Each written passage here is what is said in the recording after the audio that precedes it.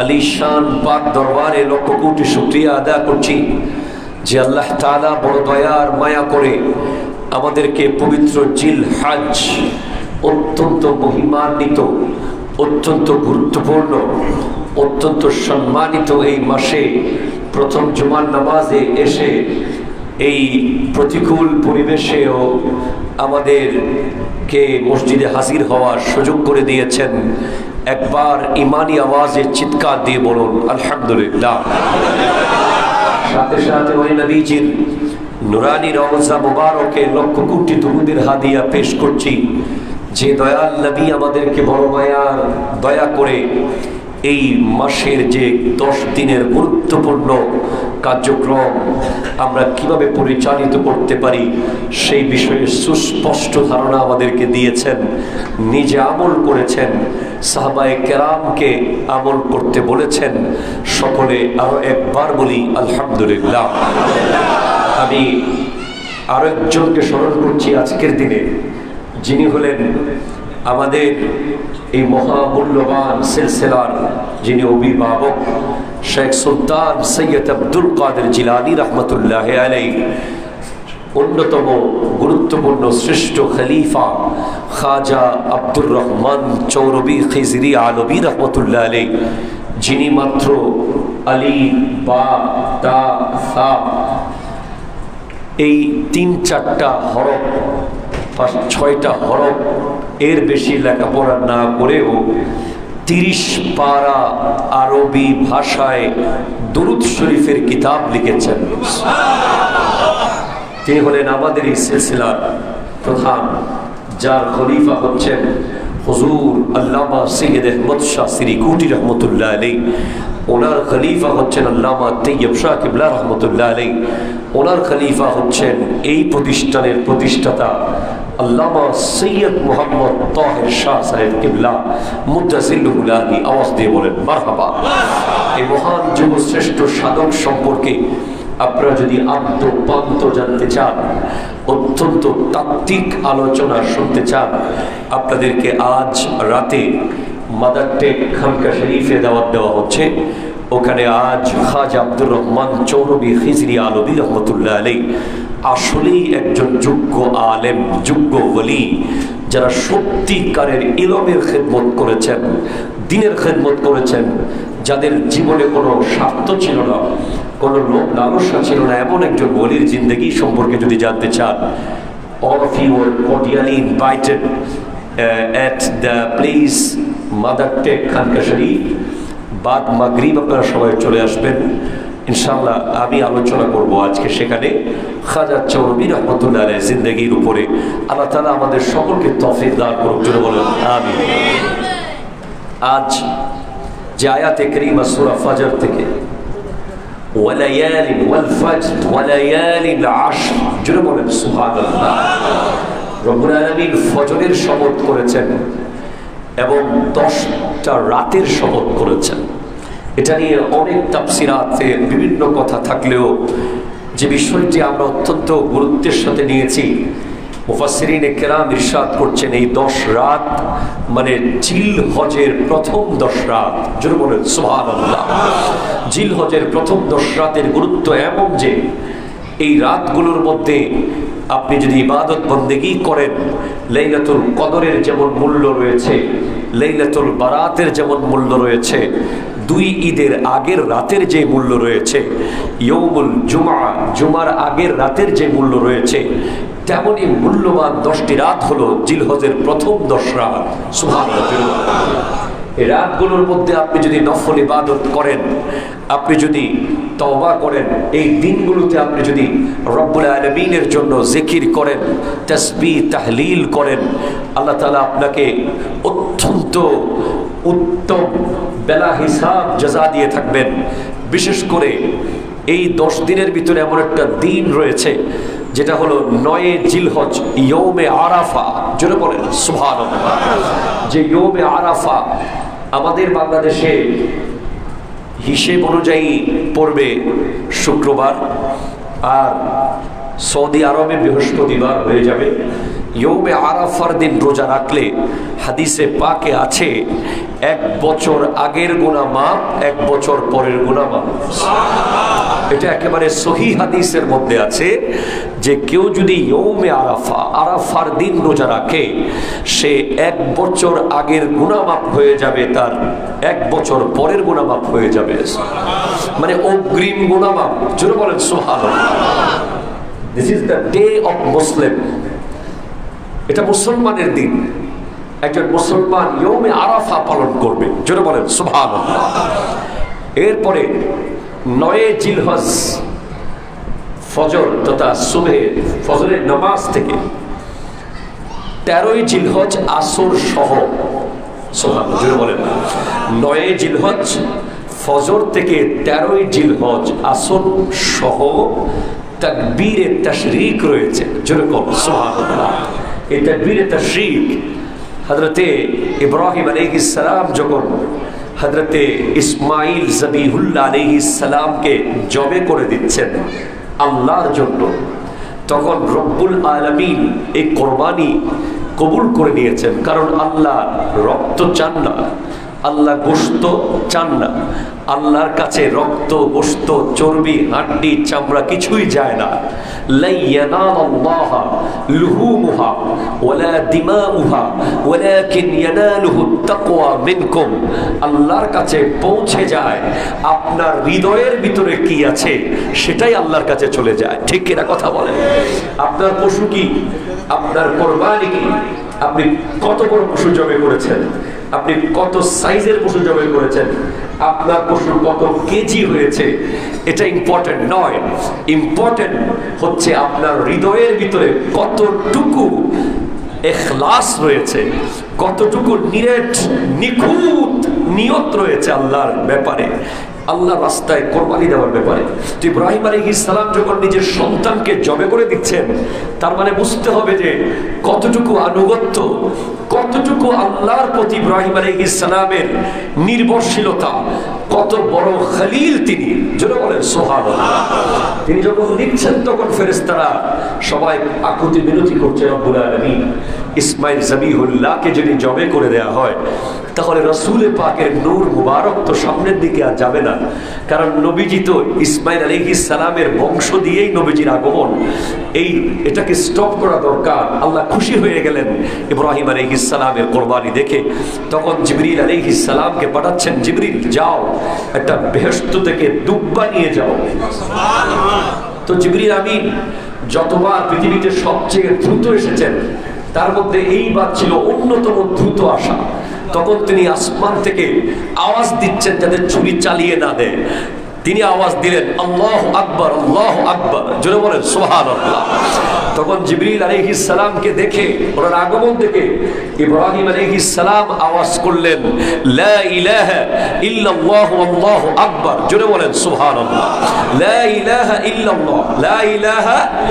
তখন ইসমাইল জবিহুল্লাহ উনি তো নিচে শোয়া, উনি যখন জিবরিল আমিনের আওয়াজ আর ওনার আব্বাজানের আওয়াজ দেখলেন তখন উনি খুশি হয়ে বলতে লাগলেন আল্লাহু আকবার ওয়ালিল্লাহিল হামদ, জোরে বলেন সুবহানাল্লাহ। এই তিন আল্লাহু আকবার, নারে রিসালাত, ইয়া রাসূলুল্লাহ, ইয়া উফরাদ দস্তগীর, সুন্নাত ওয়াল জামাত, জিন্দাবাদ জিন্দাবাদ জিন্দাবাদ জিন্দাবাদ। তার মানে কি বুঝলেন? তিনজনের সম্মিলিত আমল হচ্ছে তাকবীরে তাশরিক, যেরকম সুবহানাল্লাহ। এই তাকবীরে তাশরিক প্রত্যেক ফরজ নামাজের পরে অন্তত একবার, সর্বোচ্চ 3 বার, আরো বেশিও পড়তে পারেন, তবে একবার পড়তেই হবে। 3 বার পড়া সুন্নাহ, জোরে বলেন সুবহানাল্লাহ। আল্লাহ পাক আমাদেরকে 9 জিলহজ ফজরের পর থেকে 13 জিলহজ আসর পর্যন্ত তাকবীরে তাশরিক আদায় করার তৌফিক দান করুন, জোরে বলেন আমিন। এরপরে 10 তারিখ রয়েছে পবিত্র কোরবানি, জোরে বলেন সুবহানাল্লাহ। এখান থেকে আমাদের যেতে হবে। আজকে একটু আমি সময় বেশি নিব, আপনাদের অসুবিধা হবে? ভাই অসুবিধা হবে? সবাই না বলে নাই, তাহলে সময় বেশি নিতে পারবো না। আপনারা কি 10-15 মিনিট বেশি সময় নিলে অসুবিধা হবে? এটা একটু জানা দরকার আপনাদের। দেখেন, কোরবানি সম্পর্কে আমি আপনাকে 5টা হাদিস বলবো, যেগুলোর ইবারত পড়ার সময় নেই, জাস্ট আমি রেফারেন্স বলে দেব এবং হাদিসগুলো বলে দেব। কেন আপনি আল্লাহর রাস্তায় কোরবানি দেবেন? সুবহানাল্লাহ, বলেন সুবহানাল্লাহ। এত মূল্যবান কেন কোরবানি দেওয়া, কেন দেবেন? এক, রাসূল পাকের হাদিস, সুনান ইবনে মাজাহ হাদিস নম্বর 3123। এটা জোরে বলেন 3123। রাসূল সাল্লাল্লাহু আলাইহি ওয়াসাল্লাম ইরশাদ করছেন, যেই ব্যক্তির সামর্থ্য থাকা সত্ত্বেও কোরবানি দিল না, সে যেন আমাদের ঈদের নামাজে না আসে। কথা কি আপনি বুঝতে পেরেছেন? যেই ব্যক্তি সামর্থ্য থাকা সত্ত্বেও কোরবানি করলো না, সে যেন আমাদের ঈদগাহের নিকটবর্তীও যেন না হয়। ভিতরে আসা তো দূরের কথা, নিকটবর্তী যেন না হয়। হাদিস নম্বর 1 আপনি পেয়ে গেলেন, যে ঈদের দিন সামর্থ্য থাকা সত্ত্বেও যে কোরবানি দেবে না, সে যেন না আসে। হাদিস নম্বর 2 আল মুজামুল কবির হাদিস নম্বর 2736। স্পষ্ট সহিহ হাদিস, যেই ব্যক্তি পূর্ণ আন্তরিকতা এবং সওয়াবের নিয়তে কোরবানি করে, তার জন্য জাহান্নামের আগুন থেকে প্রতিবন্ধকতা সৃষ্টি করবে তার কোরবানি। যে ব্যক্তি পূর্ণ নিয়ত সহকারে আল্লাহ সন্তুষ্টির জন্য কোরবানি করবে, তার কোরবানি, তার কোরবানির পশু জাহান্নামের আগুন এবং তার মাঝখানে গিয়ে দাঁড়িয়ে যাবে। এটা জোরে বলেন সুবহানাল্লাহ। 2টা হাদিস আপনি পেলেন। 3 নম্বর হাদিস, এই হাদিসটি এসেছে সুনান ইবনে মাজাহ হাদিস নম্বর 3127। 3127 রাসূল সাল্লাল্লাহু আলাইহি ওয়াসাল্লাম ইরশাদ করতে লাগলেন, যে ব্যক্তি কোরবানির পশুর জবে করে, সে ব্যক্তিকে কোরবানির পশুর প্রত্যেকটি পশম পরিমাণ সওয়াব দিয়ে দেওয়া হবে। যে ব্যক্তি কোরবানির পশু জবে করলো আল্লাহর জন্য, রব্বুল আলামিন তাকে ওই পশুর গায়ে যত পশম আছে তত পশম পরিমাণ সওয়াব আল্লাহ তাআলা তাকে দান করবেন। 4 সুনান ইবনে মাজাহ হাদিস নম্বর 3126। ঈদুল আজহার দিন, ঈদুল আজহার দিন আদম সন্তানের এমন কোন নেক আমল নাই উত্তম, যেটা আল্লাহর রাস্তায় পশু কোরবানি তথা রক্ত প্রবাহিত করার চেয়ে উত্তম আর কোন নেক আমল নাই। আর কোন নেক আমল নাই। অর্থাৎ ঈদুল আজহার দিন আপনি যে কোরবানির পশু জবে করলেন, সেখান থেকে যে রক্ত বের হলো, ওই যে রক্তটা প্রবাহিত হয়েছে, ওই প্রবাহিত রক্তের চেয়ে আর কোনো প্রিয় জিনিস, নেক জিনিস আল্লাহর কাছে নাই।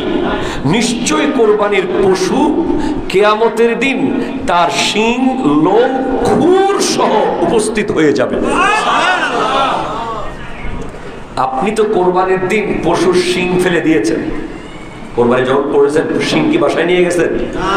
তারপরে খুর, পায়ের খুর আছে না, এটা গরম পানিতে আপনি দিয়ে খুরটা তো ফেলে দিয়েছেন। এরপরে আপনার মনে করেন লোম, চামড়ার সাথে লোম চলে গেছে, কিন্তু না, এটা আল্লাহ রিজার্ভ করে রেখে দিয়েছেন। এই খুর, এই লোম, এই শিং সহ কোরবানির পশু কিয়ামতের দিন ওই ব্যক্তির পাশে উপস্থিত হয়ে যাবে। আল্লাহু আকবার, জোরে বলেন। এবং কোরবানির রক্ত মাটিতে পড়ার আগেই আল্লাহ তাআলা সেই কোরবানি কবুল করে নেন, যদি সেটা শুধুমাত্র আল্লাহর জন্য হয়। জোরে বলেন সুবহানাল্লাহ। যদি সেটা শুধুমাত্র কার জন্য হয়? আল্লাহর জন্য। এখান থেকে আমি একটু সামনের দিকে কিছু আমাদের সমসাময়িক কথা আপনাদেরকে বলাটা খুব দরকার। যেমন ধরেন, আপনারা খেয়াল করুন, আমরা আমাদের কিছু গুরুত্বপূর্ণ সামাজিক বিষয় আমরা সামনে এনেছি। যেমন ধরেন, আপনার উপর কোরবানি ফরজ হয়েছে, আপনি নিজের কোরবানি নিজে করবেন, সামর্থ্য আছে, কিন্তু আপনি বসে আছেন কখন আপনার ছেলের শ্বশুর বাড়ি থেকে গরু পাঠাবে। কথা বলতো ঠিক কিনা চলে বলেন। এরকম সমাজে লোকজন আছে না নাই? এবং এটা নিয়ে ইমোশনাল ব্ল্যাকমেইল করা হয়, পুত্রবধূকে ইমোশনাল ব্ল্যাকমেইল করা হয়, তাকে মানসিকভাবে টর্চার করা হয়, বিভিন্ন ইশারায় ইঙ্গিতে। ওদের বাড়িতে দিয়েছে খবর, কি সুন্দর পশু পাঠাইছে, তোমাদের এলাকায় বোধহয় গরু টরু নাই না, এইভাবে বলে বলে বিভিন্নভাবে ছেলের বউকে ইমোশনাল ব্ল্যাকমেইল করে তাদের বাড়ি থেকে পশু আনানোর যে চেষ্টা চালানো হয়, সামর্থ্য থাকার পরেও আমরা মনে করি এটা একটা লোক দেখানো কোরবানি। এই কোরবানির মধ্যে কোনো ধরনের আল্লাহওয়ালা নাই, ঠিক কিনা কথা জোরে বলেন। কেউ যদি স্বেচ্ছায় হাদিয়া দেয় সেটা ভিন্ন বিষয়, কিন্তু আপনি বিভিন্নভাবে ফোন করে ইশারায় ইঙ্গিতে ইঙ্গিতপূর্ণভাবে পশু আনাচ্ছেন, সেটা দিয়ে কোরবানি করবেন, এটা আল্লাহর হস্তে জুলুমের মধ্যে পড়ে যায় যদি কাউকে বাধ্য করা হয়। এরপর আমাদের সমাজে একটা বড় সমস্যা রয়ে গেছে, এটা আমি প্রত্যেকবার বলি এবং খেয়াল করিয়ে দিই আপনাদেরকে, হারলেন না জিতলেন। কথা বলছি কিনা জোরে বলেন। এই যে আমাদের বড় বড় কাউরান বাজারের ব্যবসায়ীরা আছে, এই যে আমাদের বড় বড় ইন্ডাস্ট্রিয়ালরা আছে, আমাদের বড় বড় সরকারি কর্মকর্তারা আছে, ওনারা যখন পশু কিনে ওনাদের ফ্ল্যাট বাড়িতে উপরে নিচে আরো 20-30টা ফ্ল্যাটে লোকজন থাকে, সবার মধ্যে একটা মানসিক, রাত্রে ঘুম হয় না, জিতলাম না হারলাম। গোস্তর লগে টাকা মিলাছে কিনা, কথা কথা ঠিক কিনা জোরে বলে, গোস্তর লগে টাকা মিলাছে কিনা। এই যে হারা আর জিতা, এটা কোনো প্রতিযোগিতা নয়, ঠিক কিনা কথা বলে। This is not any kind of competition. What is this? একজন 3 লাখ টাকার গরু কিনলো, আপনি বলতেছেন আরে বেটা এটা তো 1.5 লাখ টাকার গরু, আপনি সাথে সাথে তার মনটা ভেঙে দিয়েছেন। আবার আরেকজন 1.5 লাখ টাকার গরু কিনলো, আই রে বেটা রে 4 লাখ টাকার গরু 1.5 লাখ দিয়ে পাই গেছস। এই যে কোরবানির সময় এই বিষয়টা আল্লাহর হস্তে আমরা চেষ্টা করব, আমরা totally we have to abandon such kind of things, we have to desert such kind of opinion, culture. এটা মুসলমানদের কোরবানিতে এই জিনিসটা কে ঢুকাই দিল? প্রতিযোগিতা। এই একটা প্রতিযোগিতা। 2 নম্বর প্রতিযোগিতা হচ্ছে আপনার পাশের বাসার গরুটা আগে কিনবে, তারপর আপনি কিনবেন, ওর থেকে বড় কিনবেন, ঠিক কিনা বলেন। আপনি কোনো মতে পশু কিনতেছেন না, আগে অমুক কিনুক, এই কত বড় নেই, তার থেকে বড় নিতে হবে না। এই মানসিকতা করে এটা দুনিয়াবাজি হয়ে যায় সেখানে, কথা বলেন। যেটা আপনার নসিবে আছে, যেটা আপনার রিজিকে আছে, সেটা আপনি কিনবেন। এখানে অমুকের চেয়ে বড় কিনতেই হবে, এই জিনিসটা মাথায় যেন না আসে। 3, ইস আমার পশুটা বোধহয় ছোট হয়ে গেল, সমাজে মুখ দেখাবো কি করে, এত ছোট পশু দিয়ে কোরবানি করি, আমি বাড়িওয়ালা মানুষ, কথা বলা ঠিক কিনা বলে। এই টেনশনে আপনার আর কোরবানির মানসিকতাই নষ্ট হয়ে গেছে। কি করলাম, কি নিলাম, এটা কি হয়ে গেল, আরে বেটা একটু বড় নিলে তো পারতাম। এই জিনিসগুলো এটা একটা ছোট ছাগল হতে পারে। দেখবেন অনেকে 10 লাখ টাকা দামের গরু কিনেছে, কোরবানি কবুল হয় নাই, অনেকে 10,000 টাকা ছাগল দিয়ে কবুল করাই ফেলছে, কথা বলে না ঠিক কিনা কথা বলে। অনেকে 10 লাখ টাকা দামের, আইরে বাপরে গত বছর এক ছাগলে তো পুরো দেশ উল্টে ফেলাইছে, এক ছাগলে পুরো বাংলাদেশকে পাল্টে ফেলাইছে। আল্লাহ জানে এই বছর কি আইতেছে। আমরা খুব টেনশনের ভিতরে আছি, কারণ একটা ছাগল গত বছর ওই ছাগল থেকে কাহিনী শুরু, সব উলট পালট করে দিয়েছে। সেজন্য আমরা বলবো আপনার নিয়তটা আসল, পশুটা সাইজ কত বড়, দাম কত বড় সেটা আসল নয়, ঠিক কিনা কথা বলে। একজন 10 লাখ টাকার পশু কিনেও দেখবেন কবুল করাইতে পারে নাই, আরেকজন 10,000 টাকা দামের ছাগল দিয়া কোরবানি কবুল করাই ফেলাইছে। এই হলো নিয়তের বিষয়। সেজন্য জিতে গেছেন হেরে গেছেন এই কথা কোনো বলবেন না, সবাইকে বলবেন মাশাআল্লাহ। কি বলবেন? মাশাআল্লাহ, খুব ভালো হয়েছে, সবারটা খুব ভালো হয়েছে, ছোট হলেও খুব ভালো হয়েছে, বড় হলেও খুব ভালো হয়েছে, মিডিয়াম হলেও খুব ভালো হয়েছে, খুব ভালো হয়েছে। ঠিক কিনা কথা বলেন তো?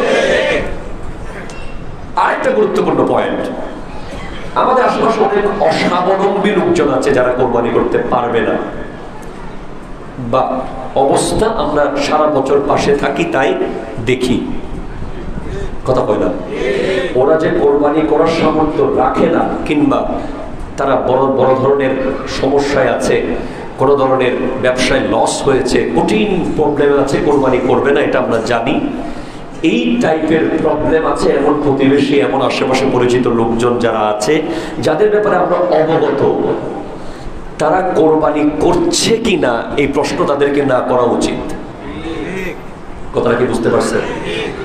এবার কোরবানি করতেছেন, গরু কত দিয়ে কিনবেন খেয়াল করছেন, অথচ আপনি জানেন যে সে কোরবানি করতে পারবে না, তার অবস্থাটা নাই।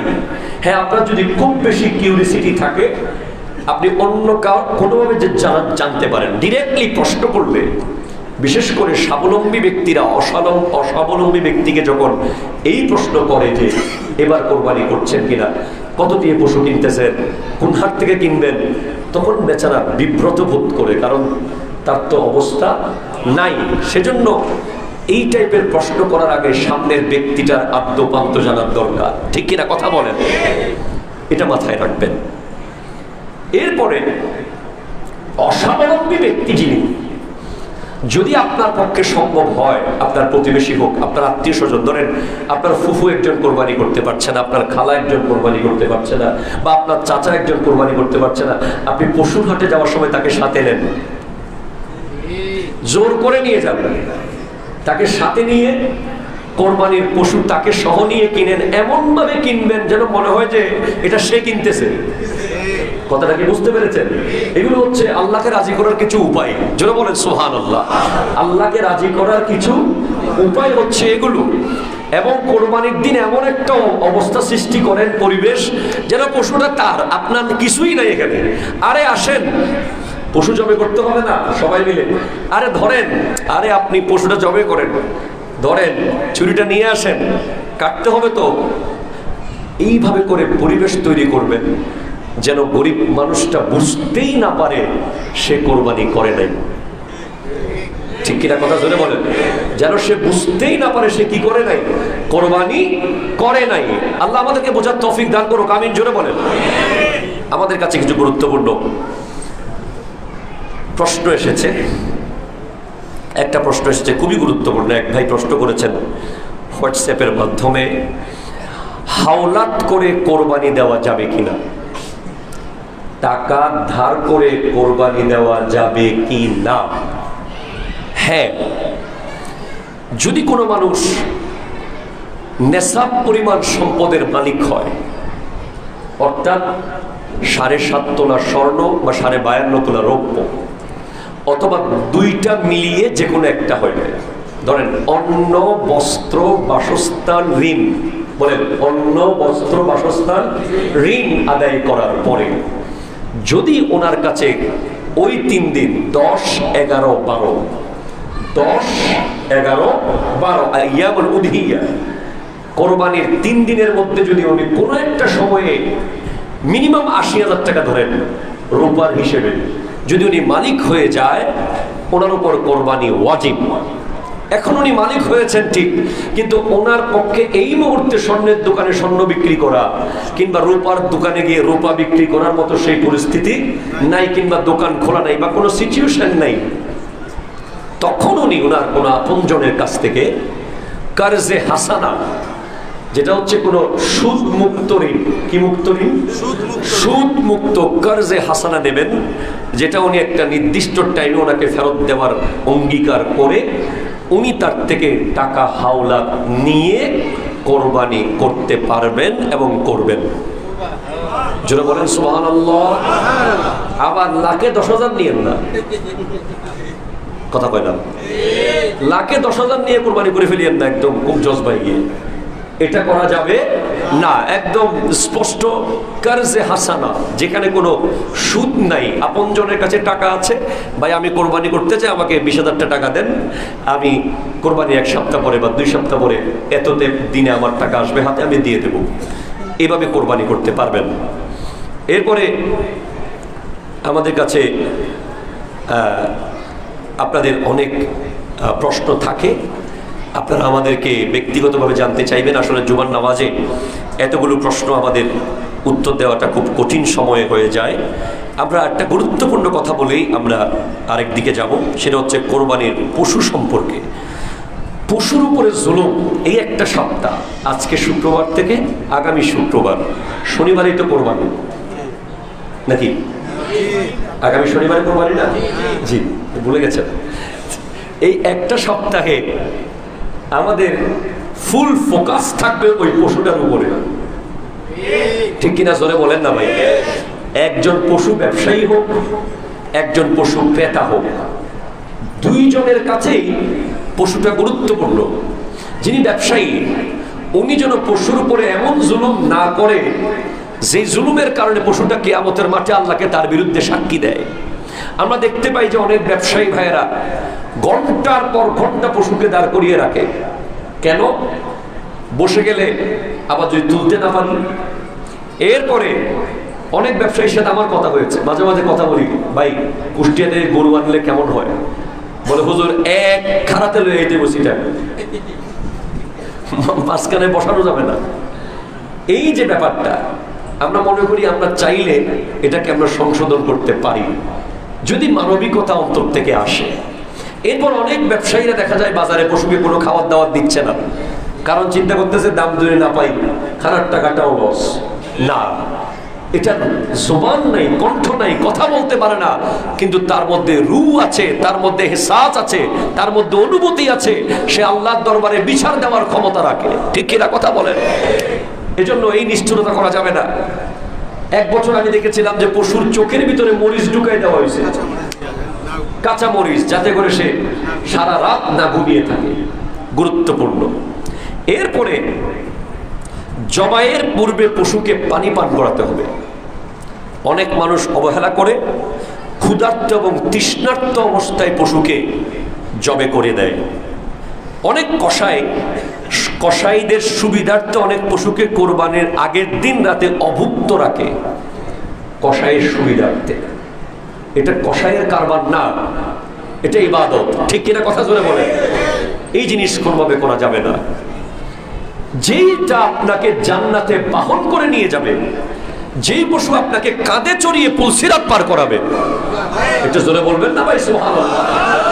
আপনি নিশ্চিত ইনশাআল্লাহ, হাদিস অনুযায়ী আমরা নিশ্চিত যে এই পশুটাই আমাকে কাল হাসরের মাঠে তার কাঁধের উপরে চড়িয়ে পুলসিরাত পার করিয়ে দেবে।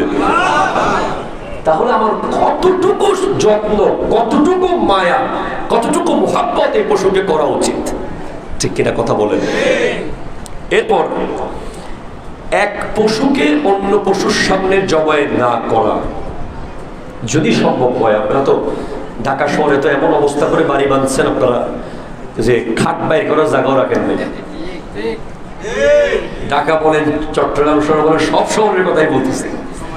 জমিদাররা এমন কমার্শিয়াল বিল্ডিং বানাইছে রে ভাই, আমরা বারেকটা মানুষ, এজন্য আমাদের টেনশন নেই। কিন্তু জমিদারদেরকে দেখি যে এমন বিল্ডিং বানাইছে, আইরে বিল্ডিং এর একেবারে যাইতে যাইতে রাস্তার ভিতরে ঢুকে গেছে। কোরবানির দিন দেখা যায় গাড়ি চলার জায়গা থাকে না, ঠিক কিনা কথা বলেন? আরে ভাই, আপনি যখন বিল্ডিং বানাচ্ছেন অ্যাটলিস্ট খাটটা রাখার জায়গা বানান, লাশটা ধোয়ানোর জায়গা রাখেন। কোরবানির দিন পশু জবাই করার জন্য নিজের বিল্ডিং এর নিচে জায়গা রাখেন, ঠিক কিনা কথা বলে? এখন ধূপধাপ মেইন রোডের উপরে গরু জবাই চলতেছে, একটার পর একটা, একটার সামনে একটা। না, আপনারা চেষ্টা করবেন যাদের বিল্ডিং এর নিচে সুযোগ আছে, গ্যারেজ আছে, কোনো জায়গা আছে, এটা নাপাক কিছু নয়, এগুলো সব পবিত্র, এগুলো সব গুরুত্বপূর্ণ। এটা একটা ইবাদত। যেভাবে আমরা মসজিদটাকে সুন্দর করে সাজিয়ে পরিষ্কার করে নামাজ পড়ছি, কোরবানির পশুটাকেও যেন আমরা জবে করার সময় ওই জায়গাটা সেভাবে পরিষ্কার পরিচ্ছন্ন করে আরামদায়ক করে সেটাকে সেখানে রাখি, কারণ এটা একটা গুরুত্বপূর্ণ ইবাদত, ঠিক কিনা কথা বলেন? একটা পশুর সামনে একটা পশুকে জবে করা যাবে না। এরপর অনেক খুব এক্সপার্ট জবেকারী আছে আমাদের সমাজে। পশুকে ফালানোর পরে তার গায়ের উপরে পা রেখে তখন ছুরিদার করে, মানে খুব একটা ভাবসাব। লা হাওলা ওয়ালা কুওয়াতা ইল্লা বিল্লাহ। এই ব্যাপারে রাসূল সাল্লাল্লাহু আলাইহি ওয়াসাল্লামের হাদিসে মুবারাকা রয়েছে। এই হাদিস আল মুস্তাদরাক লিল হাকিমের মধ্যে এসেছে। এক ব্যক্তি একটা ছাগলের ঘাড়ের উপরে পা রেখে ছুরি ধার করতে নবী করিম সাল্লাল্লাহু আলাইহি ওয়াসাল্লাম যখন দেখলেন, তখন তিনি বললেন, এই তুমি সেটা আগে করতে পারতে, তুমি কি করতেছো? তাকে ছুঁয়ে ছুরি ধার করাচ্ছ, তার কষ্ট হচ্ছে, তুমি এই কাজ করিও না। জোরে বলেন আল্লাহু আকবার। আগে থেকে ছুরি ধার করে রাখবেন খুব ভালোভাবে। এরপরে কোরবানির পশুকে শোয়ানোর পূর্বে কেবলার দিকে করার ব্যবস্থা করবেন। মাথা দক্ষিণ দিকে রাখবেন, মুখ কেবলার দিকে রাখবেন। যিনি জবে করবে তিনিও কেবলার দিকে থাকবে, পশুও কেবলার দিকে মুখ থাকবে। এটা আমরা কোরবানির নামাজের দিন ইনশাআল্লাহ আরো একবার রিমাইন্ড আপনাদের সফট করে দেব। আসলে আমাদের আরেকটা গুরুত্বপূর্ণ হাদিস আছে, এরপরে আমরা এই জায়গায় চলে যাব। আমরা আজকে সময় নিচ্ছি রাসূল সাল্লাল্লাহু আলাইহি ওয়াসাল্লাম থেকে বর্ণিত সহিহ মুসলিম শরীফের হাদিস। হযরতে মাওলা আলী কাররামাল্লাহু তাআলা ওয়াজহুল কারীমকে জিজ্ঞেস করা হয়েছে, রাসূলের পাক এমন কোন দামি কথা আছে কিনা যেটা আপনাকে বলেছেন আপনি কাউকে বলেন নাই? এটা জোরে বলেন না ভাই সুবহানাল্লাহ।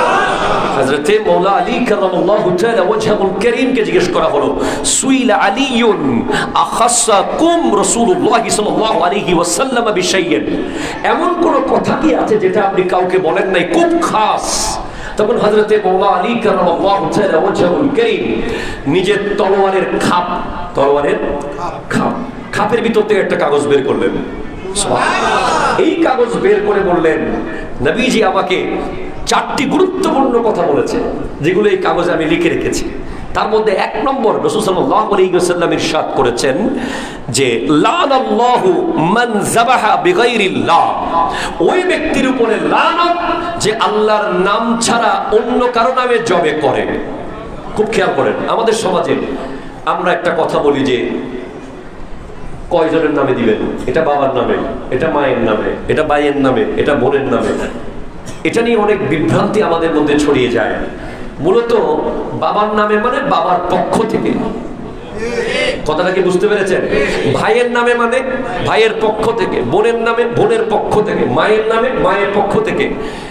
নাম আল্লাহ, কথা বলেন ঠিক কিনা? যত পশু জবে হবে সব পশু ছুরি চালানোর চয়ে বলা হবে আল্লাহু আকবার, আল্লাহু। সেজন্য আমাদের অসংখ্য ভাইয়েরা আমাদেরকে প্রশ্ন করে যে হুজুর এটা কেমন, এটা পশু তো আল্লাহর নামে। হ্যাঁ, আমরা যে আল্লাহর বড় বড় ওলিদের ওরস মোবারকে যে পশু জবে করি, আমরা যে নিজের বাবা মার ইন্তেকালের পরে মানুষ খাওয়াই, ওখানেও আমরা যদি বলি এটা আমার দাদির ফাতেহা করছি, দাদার ফাতেহা করছি, এটা শাহজালাল ইয়ামানির ফাতেহা করছি, ওনার ওরস করছি, মূলত এগুলো কিছুই ওনাদের নামে বলতে ওনাদের পক্ষ থেকে করছি। মূলত সমস্ত পশু জবে হবে কার নামে? আরো জোরে বলেন কার নামে? আল্লাহর নামে জবে না হলে এই পশু খাওয়া হারাম, হারাম, হারাম। স্পষ্ট, ক্লিয়ার? এজন্য আমরা অনেক সময় বিভিন্ন রেস্টুরেন্টে গিয়ে আমরা মুরগি বলেন, চিকেন বলেন, মাটন বলেন, বিফ বলেন, খেতে খুব চিন্তা বোধ করি। কারণ আমরা যদি সন্দেহ থাকে যে এটা জবে করার সময় যে জবে করেছিল সে কি আল্লাহর নাম নিছিল কিনা, কারণ হাজার হাজার জবে করতেছে, দুধ শুধু মারতেছে, সে আল্লাহু আকবার বলার সেই মনোযোগ মানসিকতা তার ছিল কিনা। সেজন্য অনেক মানুষ এগুলো সাবধানে থাকে, তারা ফিশকে বেছে নেয় এক্ষেত্রে। সেজন্য আপনিও মনে রাখবেন, যেখানে যান, বিশ্বের যেখানেই যান, এই ক্ষেত্রে যদি সন্দেহ হয়ে যায় আপনি ওই খাবার ত্যাগ করবেন। কারণ যেই খাবার, যেই প্রাণী আল্লাহর নাম ছাড়া জবে হয়েছে ওই প্রাণীর গোশত খাওয়া হারাম। কথা ক্লিয়ার কিনা বলেন তো? হারাম। তখন হযরত আলী রাদিয়াল্লাহু তাআলা 1 নম্বরে বলেন যে আল্লাহর নাম ছাড়া যে জবে করলো তার উপরে লানত, লানা আল্লাহ, লানাল্লাহ, আল্লাহ লানত দিয়েছেন মান যাবাহা বিগাইরিল্লাহ। 2 নম্বর, ওয়া লানাল্লাহু মান সারাকা মানারাল আরদ, ওই ব্যক্তির উপর লানত দেওয়া হয়েছে যে জমির সীমানা ঠেলে দেয়। কথা কয় না, কথা কয় না, কথা কয় না। জমির সীমানা কি করে দেয়?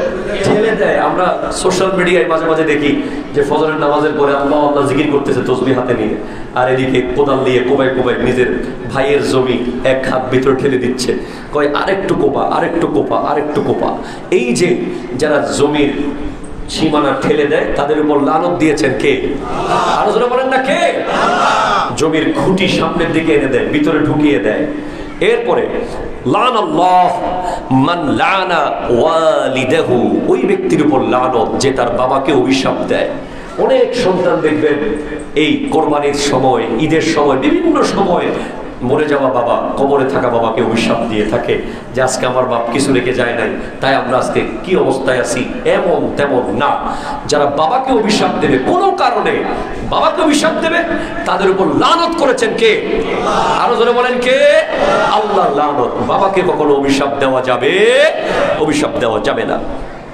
এরপরে 4, ও লানাল্লাহু মান আওয়া মুহদিসান, ওই ব্যক্তির উপরে লানত যে বদ মাযহাবকে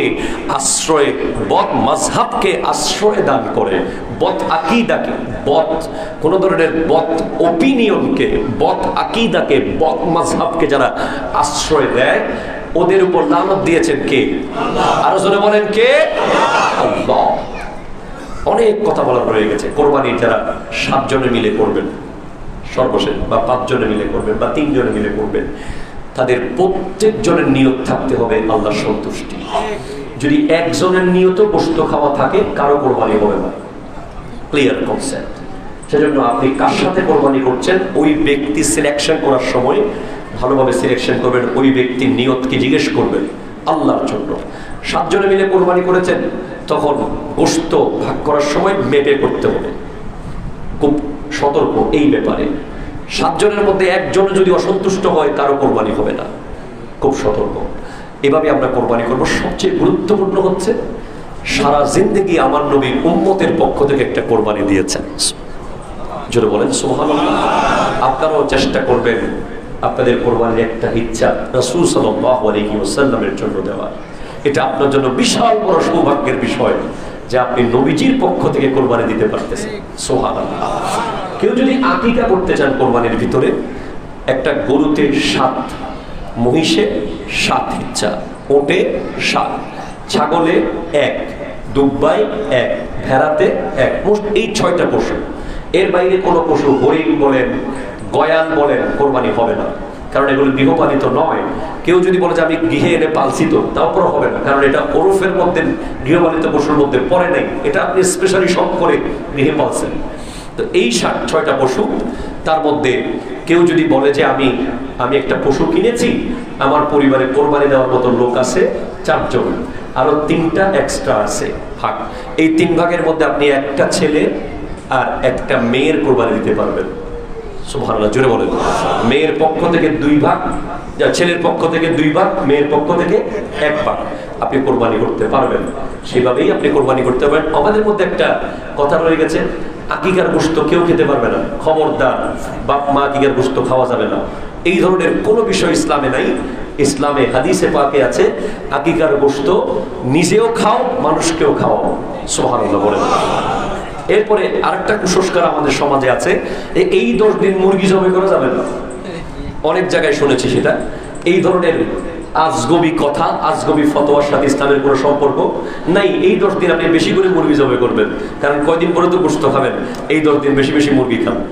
আল্লাহ বোঝার তৌফিক দান করুক, আমিন। আর অনেক কথা রয়ে গেছে, ইনশাআল্লাহ আমরা ঈদুল আজহার দিন বলবো। এর আগেও আমরা একটা জুমার নামাজ পাবো, সেজন্য আমরা আরো মাসলা মাসাইল রেখে দিয়েছি। কোরবানির পশুর কোন কোন অংশ খাওয়া যাবে না, এটা আমরা আগামী জুমায় বলবো ইনশাআল্লাহ। আজ খুব গুরুত্বপূর্ণ একটি বিষয় আমরা আপনাদের কাছে 10টা মিনিট সময় নেব, যে আমাদের তাহিরিয়া জামে মসজিদ আপনারা দেখেন আজকে ফুলে ফলে ভরে উঠেছে। মারহাবা বলবেন না? আপনারা দেখেন, যেখানে আমি যখন এসেছিলাম এইখানে মাত্র 2 থেকে 250, 300 জন মুসল্লি হতো, সেখানে আজ 1000, 1500, 2000 মানুষ। এই প্রতিকূল পরিবেশে, যেখানে মানে আসার মতো জায়গা নাই, একটা চিকন পুল দিয়ে মসজিদ পরিপূর্ণ। এই মসজিদ এই মাদ্রাসা বিশেষ করে সবকিছুর সাথে একটা সম্পৃক্ততা রয়েছে। এখানে আমাদের মসজিদের প্রথম 2 কাতার ফিল আপ হয়ে যায় মাদ্রাসার ছাত্রদেরকে দিয়ে, মারহাবা জোরে বলেন। যেখানে মিসকিন রয়েছে, ইয়তীম রয়েছে, গরিব রয়েছে। নবী সাল্লাল্লাহু আলাইহি ওয়াসাল্লামের হাদিস, আনা ওয়া কাফিলুল ইয়তীম, নবীজি ইরশাদ করেছেন আমি এবং এতিমের অভিভাবক জান্নাতে থাকবো এইভাবে। একটু জোরে বলেন না সুবহানাল্লাহ। নবীজি ইরশাদ করছেন আমি এবং এতিমের অভিভাবক জান্নাতে থাকবো এইভাবে। 2 আঙ্গুল নবীজি লাগাইছেন নিজের এই, এটা কি আঙ্গুল বলে, অনামিকা এবং মধ্যমা, এই 2টা আঙ্গুল নবীজি লাগিয়ে বলছেন আমি এবং এতিমের অভিভাবক জান্নাতে এইভাবে থাকবো। আমাদের মিসকিন ফান্ড রয়েছে, এতিম ফান্ড রয়েছে এই মসজিদে। সেই ফান্ডে আমাদের কোরবানির পশুর চামড়া যদি আসে আপনাদের প্রত্যেকে, তাহলে সারা বছরের জন্য একটা ব্যাপার আমরা